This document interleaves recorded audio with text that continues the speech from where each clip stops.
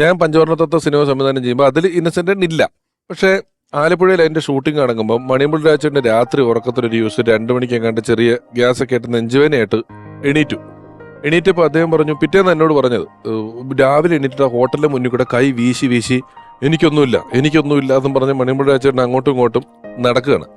അപ്പം അന്ന് ഉച്ചയ്ക്ക് ആയപ്പോൾ ഈ മണിയമ്പിൾ രാജേന്ദ്രന്റെ ചെറിയൊരു മൂഡ് ഔട്ട് ഉണ്ട്. മൊത്തത്തിൽ എന്താണെന്നറിയില്ല. അപ്പം ഞാൻ ചോദിച്ചു എന്താന്ന് ചോദിച്ചു. പറഞ്ഞു ഒന്നുമില്ല, ഞാൻ രാവിലെ സാധാരണ എണീക്കുന്നതിനേക്കാൾ 1 മണിക്കൂർ നേരത്തെ എണീറ്റിട്ട് ഒരു പോസിറ്റീവായിട്ടൊന്നും, ഒരു ദിവസം തുടങ്ങിയല്ലേ, ഒരു പോസിറ്റീവ് ആവട്ടെ എന്ന് പറഞ്ഞ് ഞാൻ അങ്ങോട്ടും ഇങ്ങോട്ടും നടക്കുമ്പോൾ ഏതോ സിനിമയുടെ ഷൂട്ടിംഗ് കഴിഞ്ഞ് ഇന്നസെന്റ് ഇവിടെ കാറിൽ വന്ന് ഇറങ്ങി.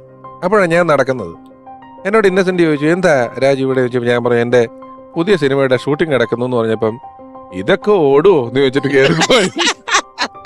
ഒരു കാര്യമില്ല, വെളുപ്പിന് 5 മണിക്ക് നടക്കുന്ന ഒരാളോട് റൂമിൽ കയറി പോകുന്ന പോക്കില് അങ്ങനെ ചില തമാശകളുണ്ട്.